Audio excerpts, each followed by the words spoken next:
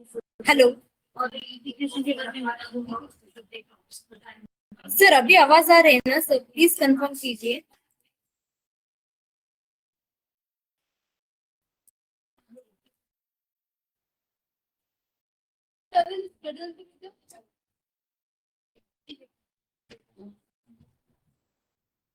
Hello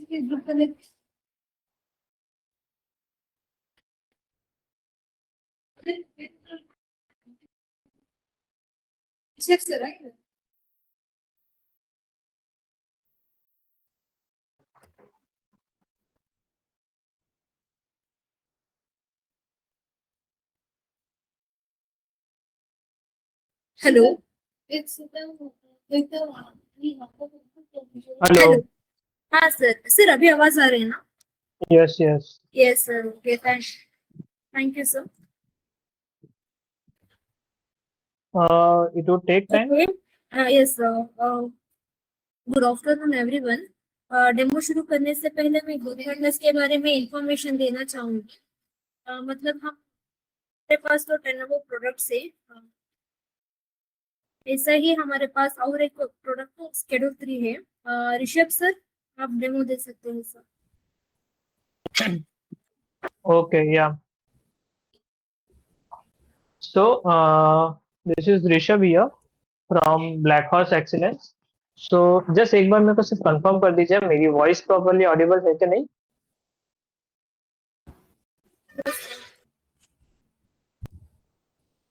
या am I properly Audible?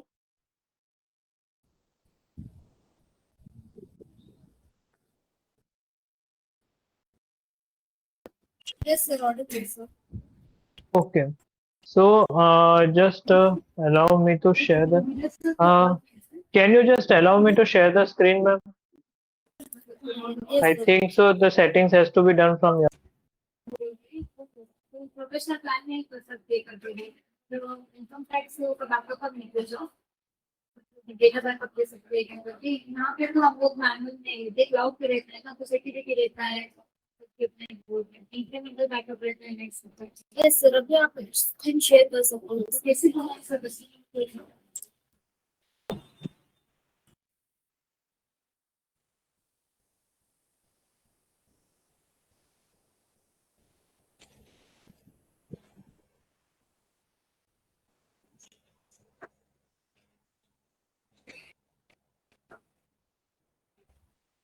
okay, so I'm sharing my screen.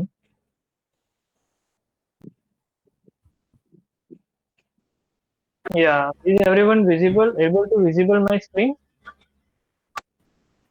Yes yes. Okay, yeah, thanks for the confirmation. So black जो tool है ये schedule automation tool का interface है। ये पूरा का पूरा जो है एक्सेल बेस्ड ऑफलाइन टूल है। इधर आप नीचे की साइड पे अगर देखेंगे तो मास्टर से लेकर के आर्टिस्ट शीट तक है जो ऑरेंज कलर कोडेड है, जिसका मतलब ये है कि सारी की सारी इनपुट की शीट है जिसमें हमें डेटा इंसर्ट करना है। जो भी हम ऑरेंज कलर की शीट में डेटा इंसर्ट करेंगे वो ग्रीन कलर की जो आउटपुट शीट शीट्स आपको दिख रही है जैसे कि बीएस से लेकर के एनेक्शर शीट तक, इधर ये प्रिपेयर होकर के आएगा। ये पूरा का पूरा बीएस से लेकर के एनेक्शर तक जो प्रिपेयर होगा वो हमारा फाइनेंशियल स्टेटमेंट होगा। एट प्रेजेंट हम लोग मास्टर की शीट पे है तो मैं आपको मास्टर की शीट एक्सप्लेन कर देता हूँ। मास्टर की शीट में हमारे पास लेफ्ट साइड पे वेरियस टैब्स अवेलेबल है।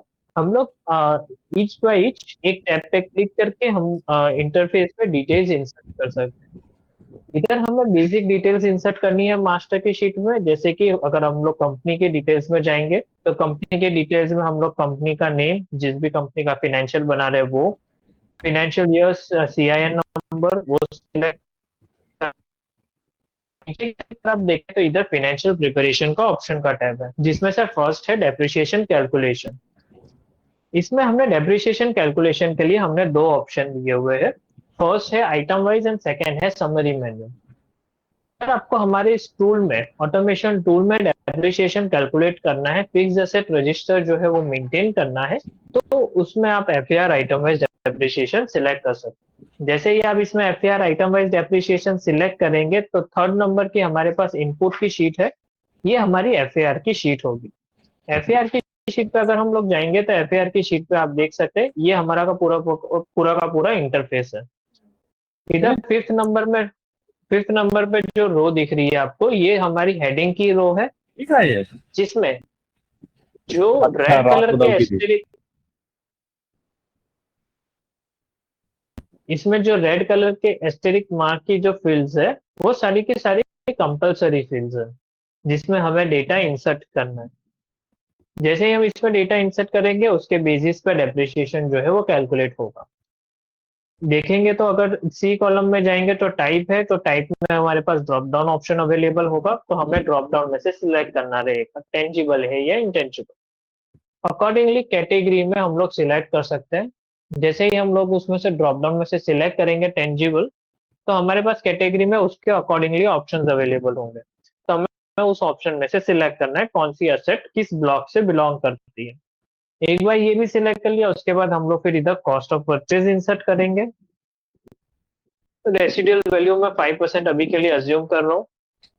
Date of put in place, original useful life and method of depreciation, इसमें भी हमारे पास दोनों ऑप्शन अवेलेबल होगा, एसएलएम से या डब्ल्यूडीवी से। जैसे अब इसमें सारी डिटेल जो रेड कलर के एस्टेरिक मार्क है वो सारी फील्ड्स आप इंसर्ट कर देंगे, तो आप राइट साइड पे आएंगे तो आपका जो डेप्रिसिएशन जो है वो हमारी इस ऑटोमेशन टूल में कैलकुलेट हो चुका होगा। आपको डेप्रिसिएशन जो इस टूल में कैलकुलेट होगा वो परपेचुअल यूजफुल लाइफ के लिए कैलकुलेट होगा, बट सिर्फ व्यू पर्पस के लिए हमने इधर 12 ईयर्स का व्यू दिया हुआ है। ऑल्सो अगर आपको बेस चेंज करना है, यानी कि अभी ये ईयरली दिख रहा है, अगर आपको इसको हाफ ईयरली, क्वार्टरली या मंथली करना है तो अभी आप इधर से कर पाएंगे। सेकेंड ऑप्शन है कि अगर आप ऑलरेडी डेप्रिसिएशन कैलकुलेट रख रहे हो, अपनी एक सेपरेट एक्सेल शीट मेंटेन करते हो, जस्ट आपको हमारे फाइनेंशियल ऑटोमेशन टूल में उसे प्रेजेंट करना है नोट्स टू अकाउंट्स में, तो आप इसमें एफएआर समरी मैन्युअल यूज कर सकते हो। एफएआर समरी मैन्युअल जैसे ही आप इसमें बटन प्रेस करेंगे, तो आपके पास नोट्स टू अकाउंट्स में जिस फॉर्मेट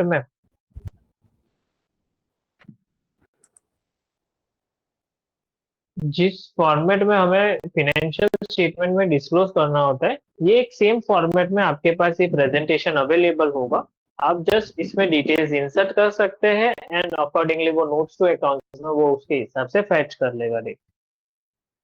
उसके अलावा हमारे पास इधर वेरियस ऑप्शन होंगे, जैसे कि नोट्स टू अगर हमें वर्टिकल में चाहिए तो इसे यस कर सकते हैं।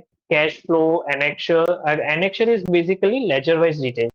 अगर हमें क्लाइंट को देना है या किसी regulatory authorities like income tax या जीएसटी पर्पज के लिए हमें किसी को देना हो जाता है, जिसमें हमें ये बताना है कि बैलेंस शीट या प्रॉफिट एंड लॉस में कौन सी लाइन आइटम इंक्लूड हुई है, तो उसके लिए हमने इधर एनेक्शर का ऑप्शन दिया हुआ है, जो जिसको आप ऐसे जैसे ही यस करेंगे तो आपको टेबल वाइज फॉर्मेट में हमारे टूल में ही वो प्रिपेयर करके आपको दे देगा लेजर वाइज डेटा। उसके अलावा आईटीआर 6 के लिए आपको balance sheet and profit and loss अलग से प्रिपेयर करने की जरूरत नहीं है, हमारा टूल ऑटोमेटिकली आईटीआर 6 के लिए भी balance sheet and profit and loss fill करके आपको प्रोवाइड फॉर कर देगा। उसके अलावा अगर कंपनी का फर्स्ट ईयर है तो आप कंपेरेटिव ईयर इधर से रिमूव कर सकते हैं, प्रॉफिट एंड लॉस की जगह अगर आपको इनकम एंड एक्सपेंडिचर वर्डिंग चाहिए तो वो भी आप हेड पे ले सकते हैं। उसके बाद है एप्लीकेबिलिटी का चार्ट। एप्लीकेबिलिटी के चार्ट पे जैसे ही आप इधर सिलेक्ट करेंगे, कंपनी स्टेट्स और वेरियस डिटेल्स इंसर्ट करेंगे, तो राइट साइड पे जो भी कंपनी को कंप्लायंस करने होते हैं तो उसके रिगार्डिंग जो जो लॉस एप्लीकेबल है वो सारे के बारे में आपको इधर एप्लीकेबिलिटी का चार्ट मिल जाएगा। इसमें आप सिलेक्ट कर सकते हैं कौन सी चीजें एप्लीकेबल है, कौन सी चीजें एप्लीकेबल नहीं है। उसके अलावा आपके पास सिग्नेटरी डिटेल्स का पार्ट है, जिसमें आपको ऑडिटर्स और डायरेक्टर्स की डिटेल्स वन टाइम के लिए इधर फीड करनी है, एंड जो भी आप इधर फीड करेंगे उसके अकॉर्डिंगली वो ऑटोमेटिकली फाइनेंशियल स्टेटमेंट में जहां जहां रिक्वायर्ड फॉर है वहां वहां पे वो डेटा ऑटोमेटिक ले लेगा। नहीं, आपको हर एक शीट में जाने की जरूरत नहीं, ऑटोमेटिकली एक ही बार मास्टर की शीट में डेटा इंसर्ट करना है, वो हर जगह पे फ्लो हो जाएगा। उसके अलावा प्रेजेंटेशन ऑप्शन में आप इधर से ऑप्शन सिलेक्ट कर सकते हैं जहां से आप राउंड ऑफ की फिगर, अगर सपोज आपको 100,000 लैक्स में राउंड ऑफ करना है तो आपको सिर्फ एक ही जगह पे सिलेक्ट करना है। हमारा ऑटोमेशन टूल उसे पूरे फाइनेंशियल स्टेटमेंट में यूनिफॉर्मली अप्लाई करेगा। उसके अलावा हमने इधर 2 decimal places, various theme option, border layout, font size, तो ऐसे वेरियस ऑप्शंस दिए हुए हैं जिसमें आप अपने फाइनेंशियल स्टेटमेंट को अपने रिक्वायरमेंट के अकॉर्डिंगली उसे ड्राफ्ट कर पाओगे। राइट साइड पे वैसे ही प्रिंट ऑप्शंस है, तो प्रिंट ऑप्शंस भी आप अपने ट्रेंड के अकॉर्डिंगली, अभी तक आप जिस हिसाब से फाइनेंशियल स्टेटमेंट प्रिपेयर कर रहे हो उसके अकॉर्डिंगली आप इसमें ऑप्शन सिलेक्ट करके प्रिपेयर कर पाओगे। इसके अलावा हमारे इस ऑटोमेशन टूल में आप कंसोलिडेशन फाइनेंशियल स्टेटमेंट भी प्रिपेयर कर सकते हैं। डायरेक्टली आप कंपनी या ब्रांच जो भी आपको सिलेक्ट करना है वो आप सिलेक्ट कर लीजिए and stand on trial balance of each of the company and branch आप इंपोर्ट करके आप कंसोलिडेशन फाइनेंशियल स्टेटमेंट हमारे इस ऑटोमेशन टूल में ही प्रिपेयर कर सकते हैं। डायरेक्टली 25 ब्रांचेस तक का कंसोलिडेशन हमारे इस ऑटोमेशन टूल में प्रिपेयर हो सकता है। एंड लास्ट में अदर ऑप्शन है जिसमें आप जैसे ही आपका फाइनेंशियल स्टेटमेंट प्रिपेयर हो जाएगा तो इसमें आप जा करके अपने फाइनेंशियल स्टेटमेंट का आउटपुट फॉर्म में यानी कि पीडीएफ या एक्सेल इधर आ जाओ फॉर्मेट में बेटा, आप एक बार देख लो इसको, ले ये सकते क्या हैं। बता रहा है। ठीक है, अब हम चलते हैं टीवी की शीट पे। टीवी ये हमारी मेन इनपुट की शीट है जिसमें हमें पूरा का पूरा वर्किंग करना है हमारे डेटा का। जैसे ही आप टीवी की शीट में आएंगे तो टीवी में हमने दो ऑप्शन दिए हुए हैं। अगर आपका क्लाइंट जो है अकाउंटिंग जो है वो टैली में मेंटेन करते हैं तो डायरेक्टली आप one button import from tally के बटन से पूरा का पूरा डेटा जो है वो इसमें इंपोर्ट कर सकते हो।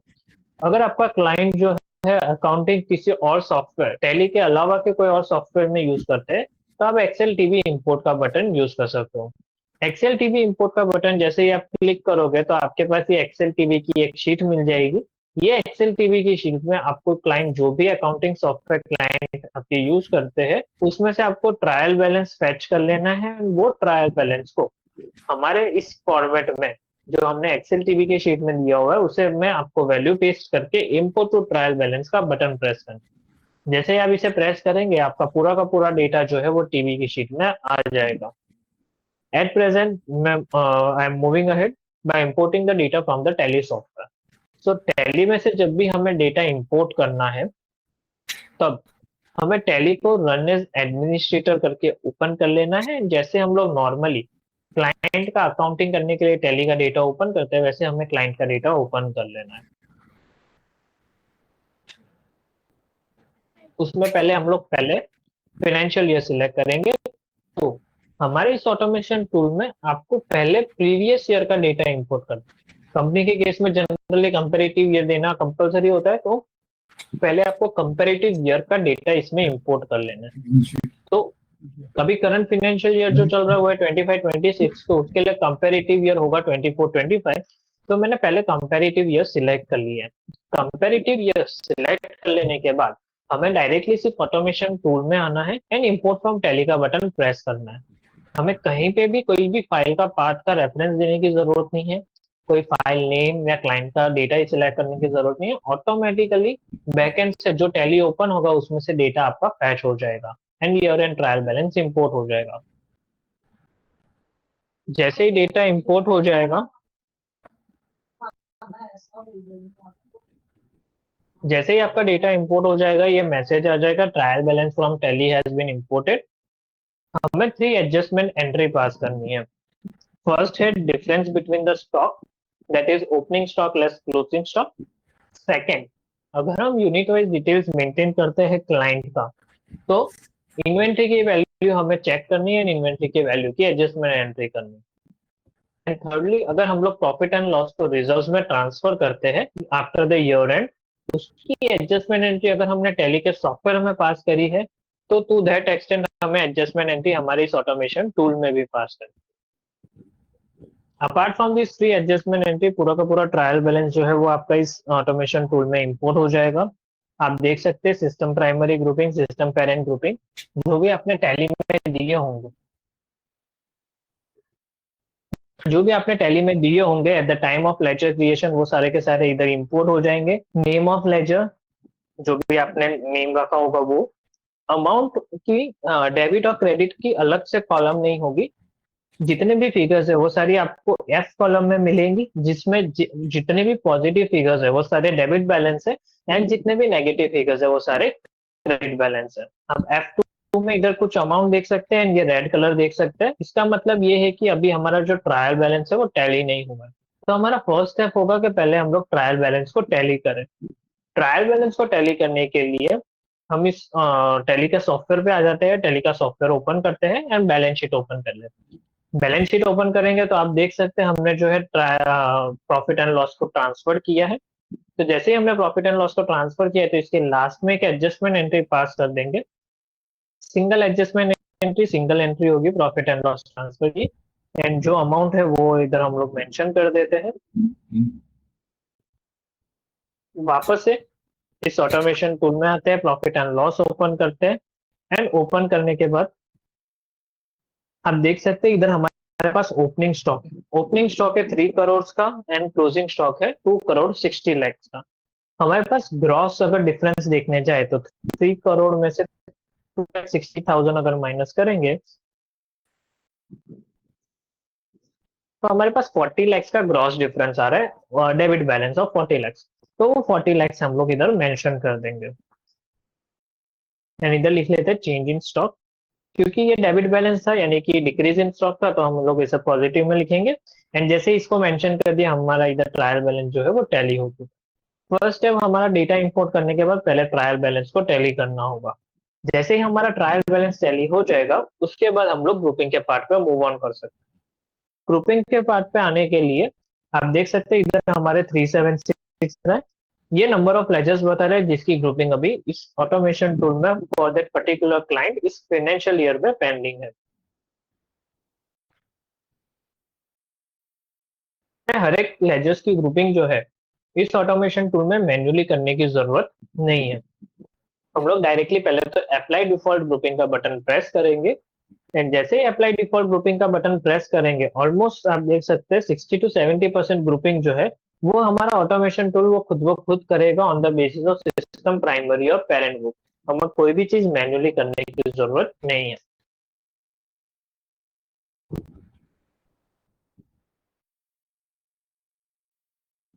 जैसे ही आपकी ये ग्रुपिंग हो जाए, उसके बाद आपको सिर्फ फोकस करना है रिमेनिंग सेट ऑफ लेजर्स की ग्रुपिंग के लिए, जो भी सिर्फ वन टाइम के लिए आपको ग्रुपिंग करनी रहेगी।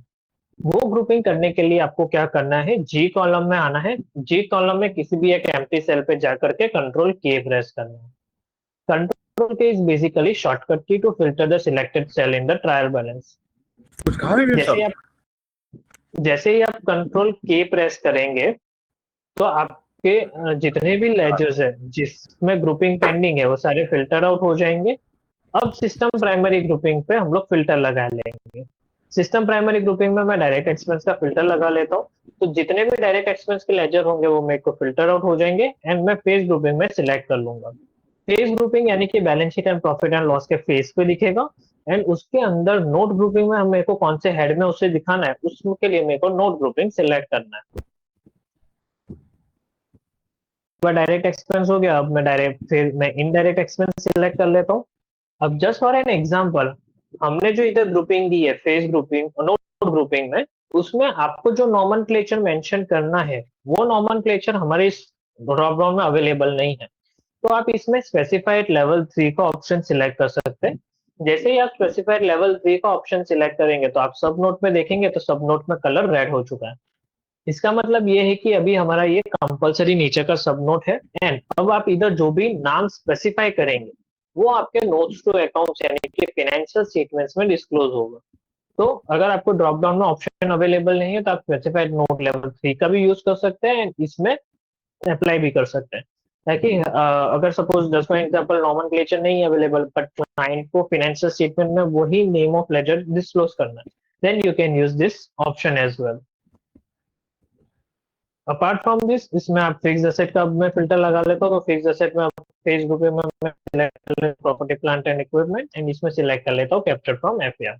इधर आपका जो प्रॉपर्टी प्लांट एंड इक्विपमेंट का सिलेक्ट करेंगे, इसमें से आपका फाइनेंशियल स्टेटमेंट के पेज पे ये वैल्यूज जाएंगी, एंड डिटेल्स के लिए हमें नोट्स एफआर की शीट में डिटेल्स इंसर्ट करनी होगी। रेंट डिपॉजिट पे मैं सिलेक्ट कर लेता हूँ other non current asset and security deposit, and torrent power deposit में भी same. Reserves and surplus, I would be having reserves and surplus over here, and this to be had as a profit and loss account. And revaluation reserve के लिए revaluation reserve select कर लेंगे, securities premium के लिए securities premium. जैसे ही आप देख सकते हैं नोट फेज ग्रुपिंग में आप ऊपर नंबर जो है वो रिड्यूस होते जा रहे हैं। जैसे जैसे आप इसमें ऑप्शन सिलेक्ट करते जाएंगे वैसे वैसे उसमें नंबर रिड्यूस होता जाएगा। एंड जैसे ही आपकी ग्रुपिंग हो जाएगी, आप देख सकते हैं इधर ग्रुपिंग डन का मैसेज आ चुका है। सेम वे जैसे आपने फेज ग्रुपिंग कंप्लीट करी, अब आपको नोट ग्रुपिंग भी कंप्लीट करनी। फॉर द टाइम बिंग मैं आपको समझा देता हूँ कि ये पूरा का पूरा जो प्रोसीजर है ये आपको हर बार करने की जरूरत नहीं है। तो सिर्फ वन टाइम के लिए जब आप इसे फर्स्ट टाइम इसे इम्प्लीमेंट करेंगे तब आपको इसे ग्रुपिंग को प्रोवाइड फॉर करना है हर एक लेजर्स के लिए। Then from next year onwards आपके ये जो ग्रुपिंग रहेगा वो एज इट इज इंटैक्ट रहेगा एंड सिर्फ आपको इंक्रीमेंटल लेजर्स पे ही वर्क करना रहेगा। तो अभी के लिए for the timing to show you how our financial statement would be looking, मैं ग्रुपिंग सिलेक्ट कर लेता हूँ एंड मैं सिर्फ आपको डिस्क्लोज कर देता हूँ कि कैसे फाइनेंशियल स्टेटमेंट डिस्क्लोज होंगे, प्रिपेयर होंगे। And to prepare the financial statement हमें सारे के सारे लेवल की ग्रुपिंग करनी कंपलसरी है। सो अब मैं short term loans in advance and short term provisions का फिल्टर लगा लेता हूँ।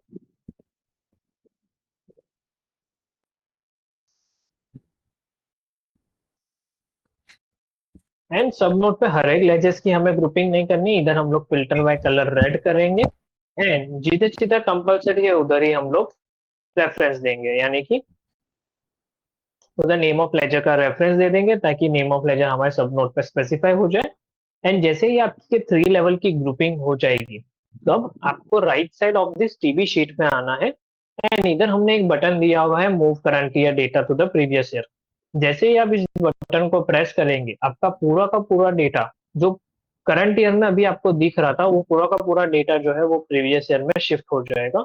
आप देख सकते हैं अलॉन्ग विद ग्रुपिंग पूरा का पूरा डेटा जो है सिर्फ एक बटन पे पूरा का पूरा प्रीवियस ईयर में शिफ्ट हो चुका है।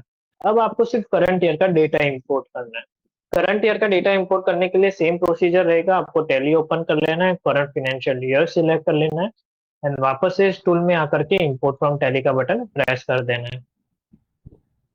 जैसे ही इंपोर्ट फ्रॉम टैली का बटन प्रेस करेंगे विद इन फ्यू सेकेंड्स आपका पूरा का पूरा टैली का डेटा जो है वो इसमें इंपोर्ट हो जाएगा।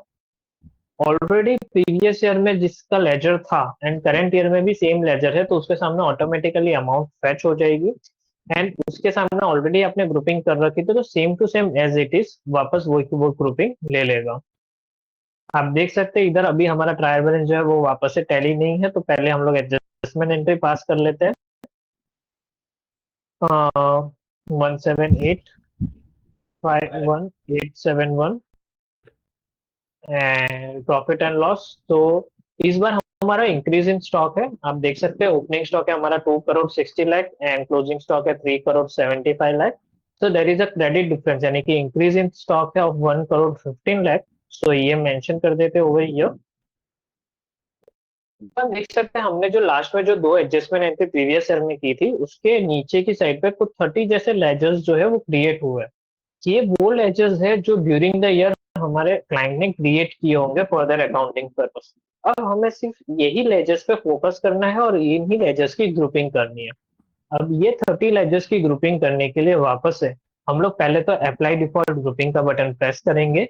जैसे ही हम लोग अप्लाई डिफॉल्ट ग्रुपिंग का बटन प्रेस करेंगे ऑलमोस्ट जहां जहां पॉसिबिलिटी है सिस्टम प्राइमरी और सिस्टम पेरेंट ग्रुपिंग के बेसिस पे वहां पे वो ग्रुपिंग प्रोवाइड फॉर कर देगा। आप देख सकते हैं 30 में से 24 लेजर्स की ग्रुपिंग हो चुकी है, अब सिर्फ 6 लेजर्स है जिसकी ग्रुपिंग हमें करनी है। That is also mainly of indirect expense and direct expense. तो इनकी मैं अब ग्रुपिंग कर देता हूँ, इसमें मैं सिलेक्ट कर लेता हूँ specified level 3 and name of ledger का रेफरेंस दे देता हूँ एंड हर जगह पे मैं इसे अप्लाई कर देता हूँ। जैसे ही आप ये ऑप्शन सिलेक्ट कर लेते हैं एंड इसमें आप ग्रुपिंग प्रोवाइड फॉर कर देते हैं, अब मैं आपको बीएस की शीट पर लेकर के आ जाता हूँ। ये हमारी बैलेंस शीट है। आप देख सकते हैं बैलेंस शीट में जितनी भी फिगर्स है ऑटोमेटिकली उसने फैच कर ली है एंड आपका इधर पूरा का पूरा बैलेंस शीट जो है वो प्रिपेयर हो चुका है ऑटोमेटिकली है। एंड कहीं पे भी फॉर्मेटिंग से रिलेटेड आपको कोई वर्कआउट करने की जरूरत नहीं पड़ेगी। सेम वे ये हमारा प्रॉफिट एंड लॉस है।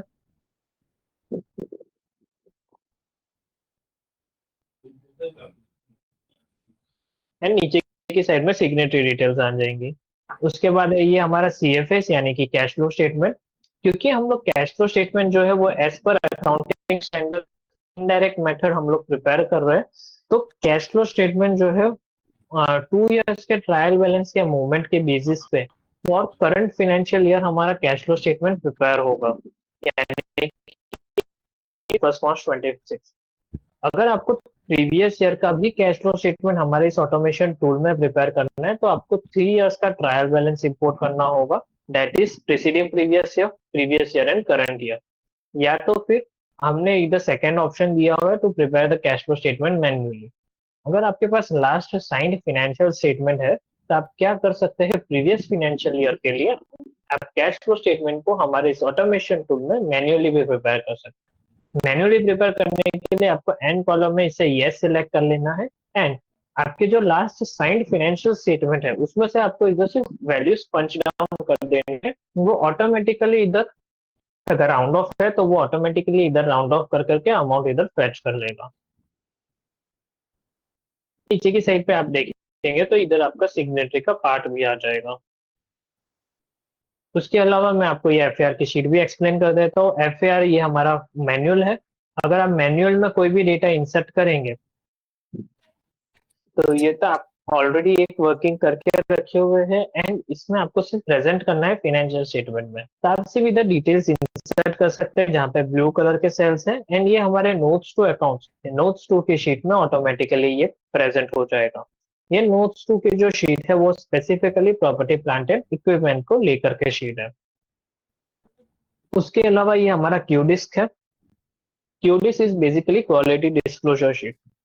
जब भी हम टीबी इंपोर्ट करते हैं तो टीबी हमने हमें ईयर एंड बैलेंसेस इंपोर्ट करके देता है, बट ड्यूरिंग द ईयर के कुछ ऐसे ट्रांजेक्शन होते हैं जो हमें डिस्क्लोज करने होते हैं फाइनेंशियल स्टेटमेंट में। तो सारे ट्रांजेक्शन डिस्क्लोज करने के लिए हमने क्यूडिस्क का शीट दिया हुआ है। क्यूडिस्क में आपको लेफ्ट साइड पे टैब्स अवेलेबल है, जिधर जो डिस्क्लोजर आपको एप्लीकेबल है आपको सिर्फ उस टैब पे जाना है, एंड जैसे ही आप टैब पे क्लिक करेंगे तो आपके पास इंटरफेस ओपन हो जाएगा। वो इंटरफेस में आपको जितनी डिटेल्स रिक्वायर्ड है वो आपको इंसर्ट कर देनी है, एंड वो ऑटोमेटिकली हमारा टूल उसे पेज लेआउट या पेज सेटिंग कर करके उसे टेबल फॉर्मेट में, प्रेजेंटेबल फॉर्मेट में ले आएगा नोट्स टू अकाउंट्स में। देख सकते हैं आप वेरियस टैब्स दिए हुए हैं हमने। तो उसके वहाँ अलावा हम पे ये वाला फॉर्मेट है वो ऑटोमेटिकली फिल करते हैं हाँ, सभी सारे आपको वन टाइम के लिए आपको इसमें डेटा इंसर्ट करना रहेगा। ठीक है। उसके बाद जैसे ही आप इसमें डेटा एक बार इंसर्ट कर लेंगे फिर ईयर ऑन ईयर बेसिस पे आप इसे कैरी ऑन कर सकते हैं, एंड अगर कोई चेंजेस है तो आप उसमें चेंज इसमें डिनोट कर सकते हैं। इसमें various types of disclosures covered होते हैं, जैसे कि AS 15 से रिलेटेड डिस्क्लोजर भी इसमें कवर्ड हो जाते हैं। AS 18 यानी कि रिलेटेड पार्टी से रिलेटेड के जो डिस्क्लोजर है वो भी आपको इसमें मिल जाएंगे, जिसमें आप रिलेटेड पार्टी वाइज डिस्क्लोजर भी आप इसमें दे सकते हैं। उसके अलावा अगर आपको accounting policy, single line footnotes या ऐसे कुछ भी डिस्क्लोजर आपको डालने हैं तो वो भी आप इधर डाल सकते हैं। अकाउंटिंग पॉलिसीज भी आप जो भी इधर चेंजेस करना चाहे तो वो आप इधर डाल सकते हैं, एंड जैसे ही आप इधर इंसर्ट करेंगे वो ऑटोमेटिकली इधर पॉलिसीज की हमने एक अलग से शीट दी हुई है जो balance sheet, profit and loss, CFS के बाद प्रेजेंट होती है, तो उसमें वो ऑटोमेटिकली इसे रियल टाइम बेसिस पे अपडेट करता रहेगा। ड्राफ्ट फॉर्मेट के लिए हमने कुछ ड्राफ्ट दिए हुए हैं, however if you wish to change you can change it definitely from the Q disc.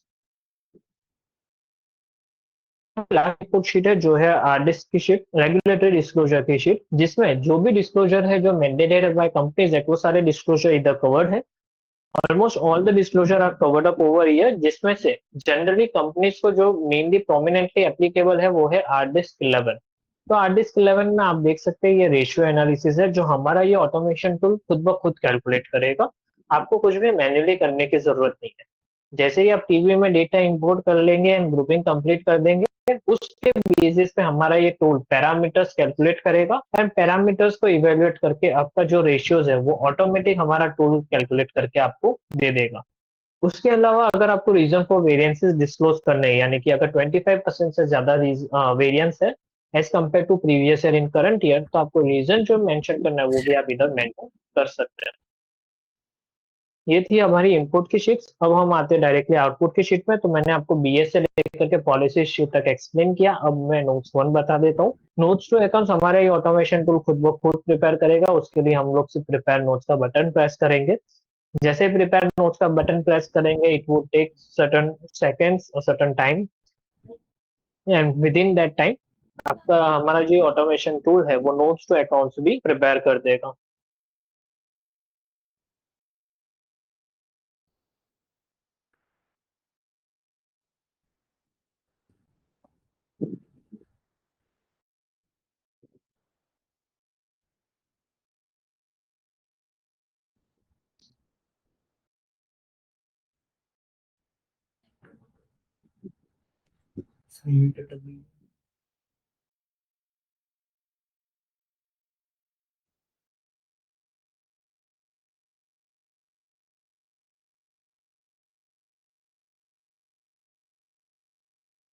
आपकी आवाज नहीं आ रही है।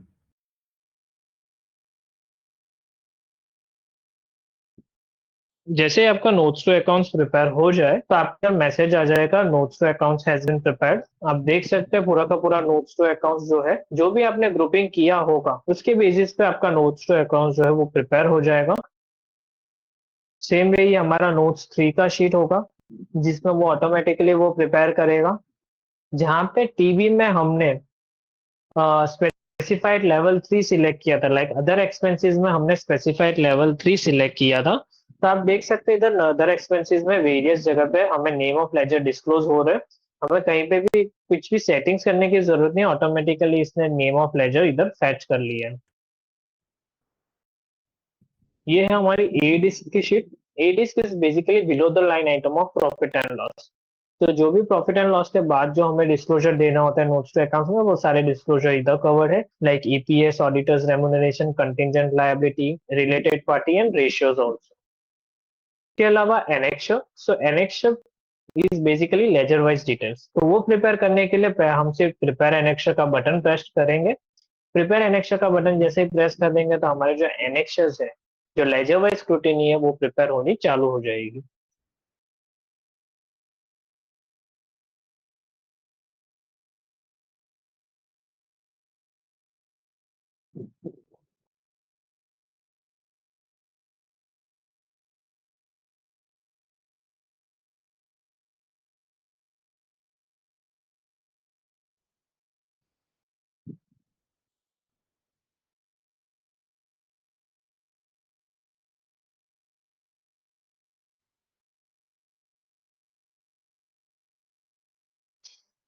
It would take certain few seconds to prepare the annexures, and once the annexure has got prepared, I would show you how the ledger-wise scrutiny would be looking like.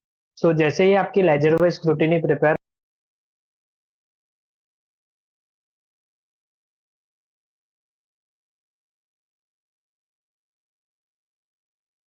हो जाएगी, इधर भी एक आ जाएगा कि एनेक्चर हैज बीन प्रिपेयर्ड। आप देख सकते हैं इधर पूरा का पूरा एनेक्चर जो है वो प्रिपेयर हो चुका है। जो भी आपने इधर सिलेक्ट किया होगा उसके बेसिस पर आपको इधर मेन हेड, उसके अंदर में सब हेड एंड उसके अंदर में नेम ऑफ लेजर आपको डिस्क्लोज हो जाएंगे। तो ये आप मैनेजमेंट को ऑटोमेटिकली ये दे पाएंगे एंड इधर से आपका डायरेक्टली पीडीएफ एक्सपोर्ट एक बटन से आपका ये पूरा का पूरा पीडीएफ में जनरेट हो जाएगा एंड ये आप मैनेजमेंट को दे सकते हैं फॉर द रिव्यू पर्पस।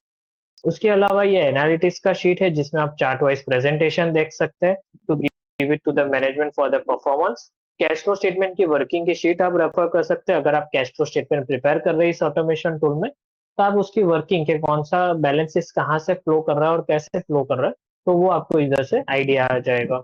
उसके अलावा ITR 6 बैलेंस शीट भी आप इसमें प्रिपेयर कर सकते हैं जैसा मैंने आपको बताया था। This type of taxation software we use to support.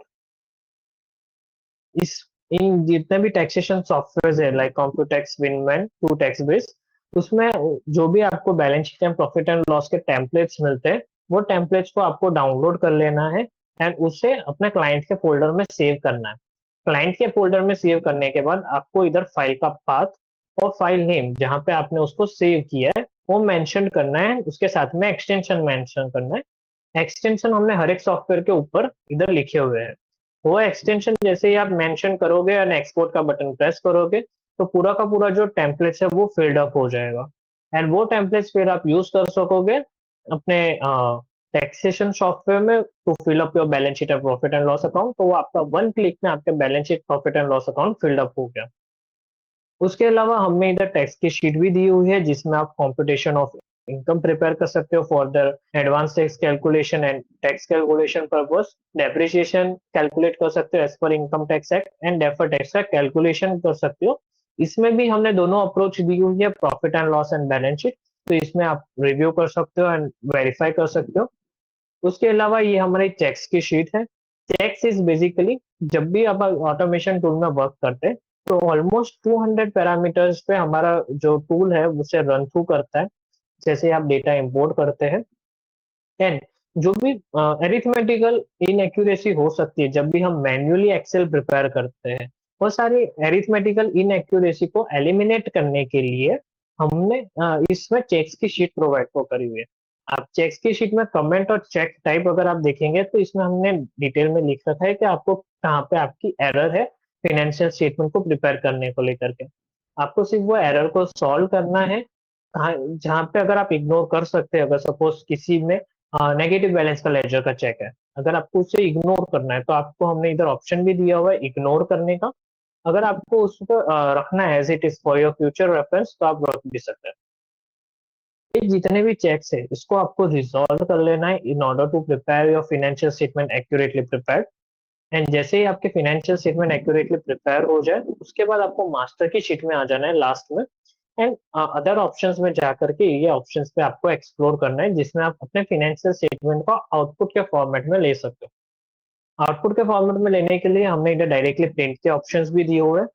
PDF format में चाहिए तो आप पीडीएफ फॉर्मेट में भी ले सकते हो।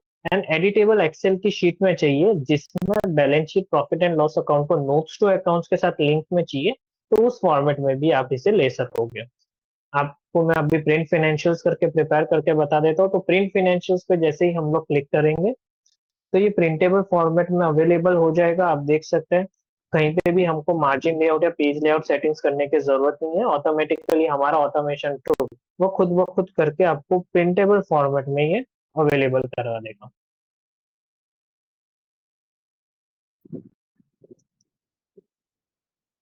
तो ये पूरा का पूरा फाइनेंशियल स्टेटमेंट जो है वो आपका प्रिपेयर हो चुका है। एंड जो भी मैंने अभी आपको स्टेप्स समझा है वो आप स्टेप्स आप इधर रेफर कर सकते हैं रीडमी की शीट में। इधर हमने स्टेप बाय स्टेप प्रोसीजर भी दिया हुआ है and short tutorial videos for your guidance भी हमने प्रोवाइड फॉर किए हुए हैं। So this was the brief about the schedule here automation tool from my side. अगर आपको कुछ भी questions है, कुछ भी doubts है, you can just ask me. I would be happy to help you and answer all the questions.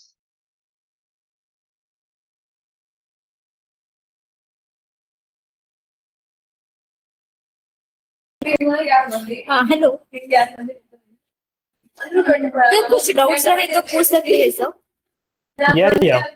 Sir Rishabh sir chat box check कीजिए sir, कुछ क्वेश्चन ऐसा रहे तो आप आंसर कीजिए सर। मैम मेरे चैट बॉक्स में कोई क्वेश्चंस अवेलेबल विजिबल नहीं है। Okay wait sir.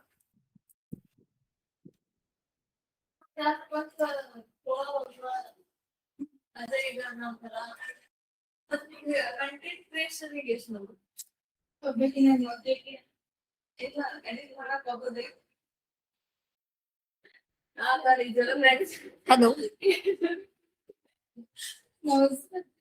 Hello Rishabh sir, Rishabh sir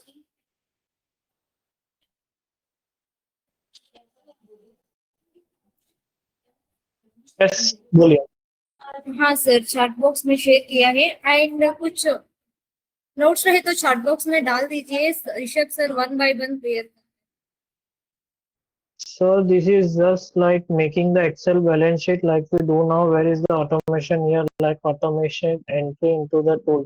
आज ये ऑटोमेटिक मतलब आपका फाइनेंशियल स्टेटमेंट जो है वो टीबी के थ्रू ही प्रिपेयर होगा। टीबी आपको इंपोर्ट करना है, ग्रुपिंग करना है। जो हम लोग मेजरली जब फाइनेंशियल स्टेटमेंट जो है वो उसको प्रिपेयर करते हैं मैन्युअली, तब उसमें जो हम लोग प्रिंट की सेटिंग्स के लिए जो टाइम इन्वेस्ट करते हैं या पेज सेटिंग्स के लिए जो हम लोग टाइम इन्वेस्ट करते हैं वो आपका ऑटोमेशन टूल में वो सेव हो जाएगा। उसके अलावा डेप्रिसिएशन कैलकुलेशन में हम लोग टाइम इन्वेस्ट करते हैं तो उसमें आप इसमें टूल को यूज कर सकते हैं जिसमें आपका डेप्रिसिएशन का कैलकुलेशन ऑटोमेटिक ये टूल करके देगा। तो these are the basic benefits of using this tool.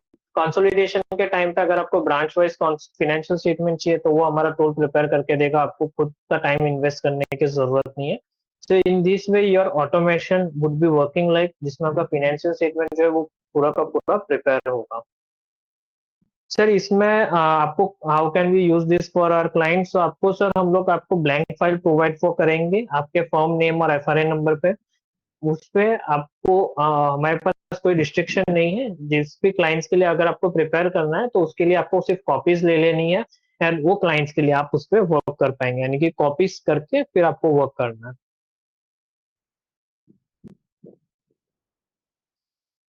Okay, sir.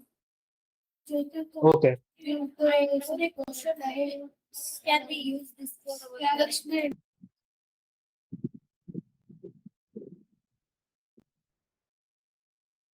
Yeah, I think so. All the questions has been covered up over here. So in case if there are any further questions or anything, you may ask.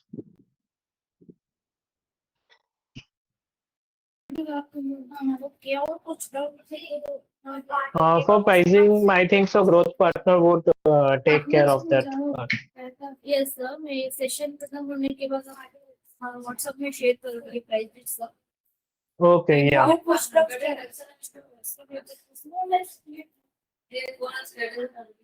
Deepak sir, please sir, जी कल एक partner में देखो. Okay, sir. Thank you for attending all. And thank you, Rishabh, sir. Thank you so much. Thank you so much.